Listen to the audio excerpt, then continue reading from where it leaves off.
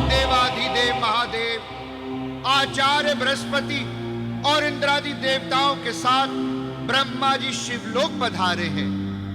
हे विधि के विधानकार पितामह ब्रह्मा जी, आपका और इन सभी देवताओं का ये शिवलोक और हम स्वागत करते हैं।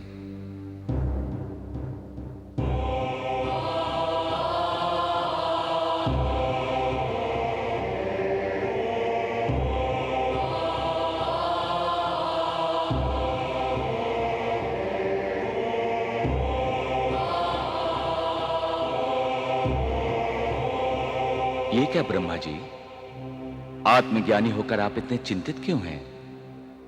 ये सब देवता और बृहस्पति भी इतने निस्तेज और प्रभाहीन क्यों हैं?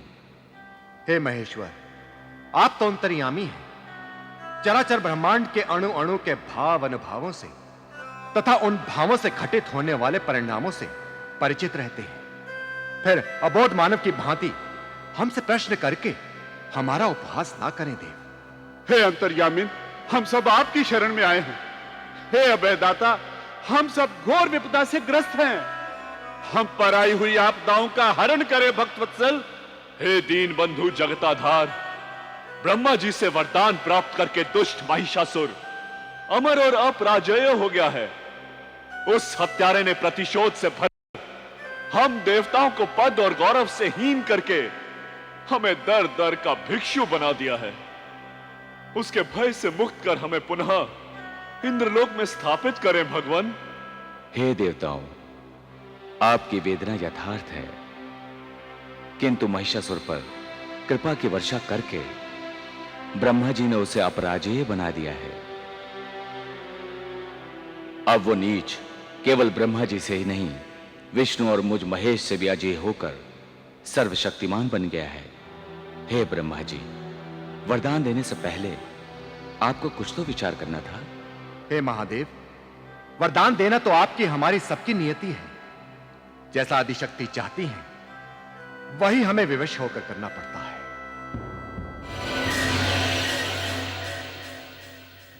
क्षमा करें प्रधान अमात्य, चुप नहीं बैठे होंगे तो वो पामर कायर कर ही क्या रहे होंगे।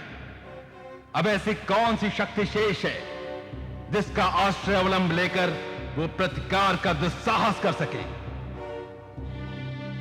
वत्स दुर्मुख, इसमें कोई संदेह नहीं कि देवलोक पतन के पश्चात किसी में भी इतना साहस और शौर्य शेष नहीं जो विजयी दानवों के पराक्रम से टकराने का दुस्साहस कर सके। किंतु तुम उस छलिया नट विष्णु के प्रपंच को नहीं जानते क्या? अरे वो महाउत्पाती नीति अनीति कुछ नहीं देखता। भूल गए उसने किस प्रकार मधु कैटव को बातों के जंजाल में फंसाकर छल से मार डाला था? संभव है वही छलिया विष्णु कोई नई लीला रच रहा हो। प्रधान अमात्य, ऐसा क्या कर डाला होगा उस असुर दोही विष्णु ने? हमें भी तो पता चले। दुर्मुख, शत्रु को कभी निर्बल नहीं समझना चाहिए।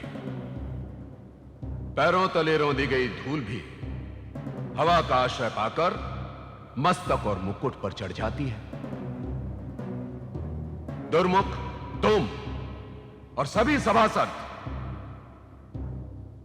तनिक मेरे मंतव्य पर विचार करें। एक साधारण दुर्बल नारी दंभ में भरकर असुराधिपत पर व्यंग्य बाण चला सकती है क्या? प्रधान अमात्य, आप कहते हैं ना कि वो अनुपम अपार अद्वितीय सुंदरी है। रूप का मध्य स्त्री को मदवती और अहंकारी बना सकता है।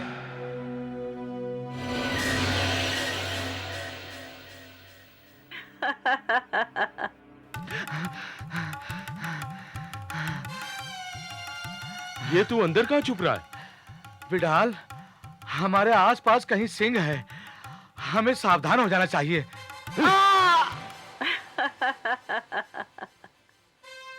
कल तक तो तेरी दृष्टि में खोट था, अब तेरे कान भी बजने लगे।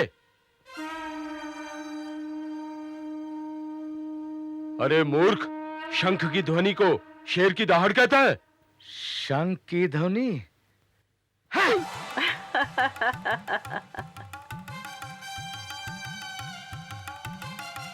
मूर्ख मैं नहीं, तू है। अरे जो सिंह की गर्जन को शंख की ध्वनि कहता है, अरे कान तेरे बज रहे हैं कि मेरे? अरे अब तो सुनी तूने सिंह की दहाड़। फिर वही सिंह की दहाड़। दानवराज महिषासुर ने देवताओं के साथ साथ कितने ही वनराजों को वन विलाव बनाकर न जाने सबका कहां पलायन कर दिया। अरे मूर्ख, वनराज का पलायन नहीं, आगमन हो रहा है, आगमन। जा जाके वैद्यराज से अपने कानों का उपचार करवा, नहीं तो दृष्टि के साथ साथ कानों से भी जाएगा। चल, जिस कार्य के लिए आए पहले उसे पूर्ण करें। चल।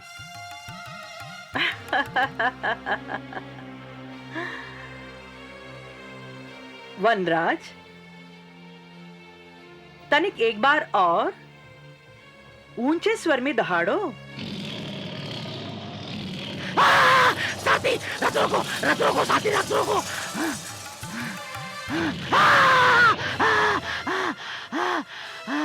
जो मैं सुन रहा हूं वो तू नहीं सुन रहा।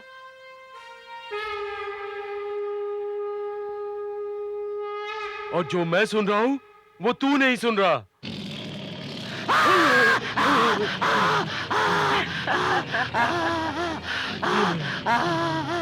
सुना तूने?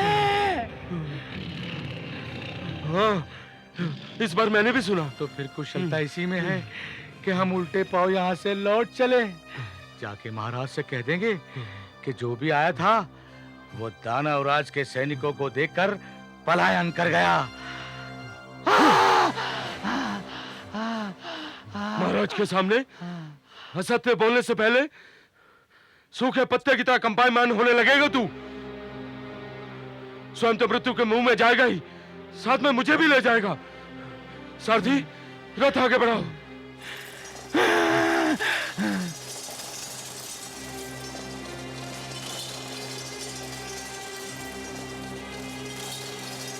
सारथी, रथ रोको।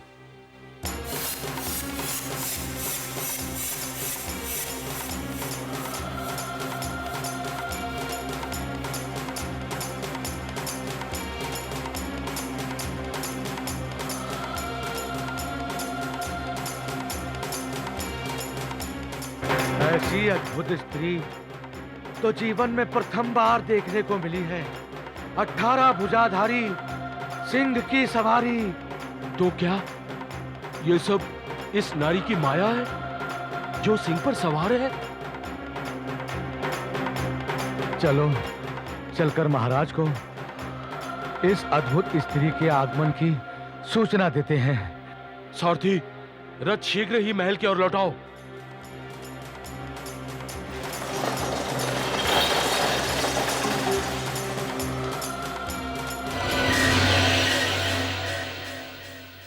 नमस्ते नमस्ते नमस्ते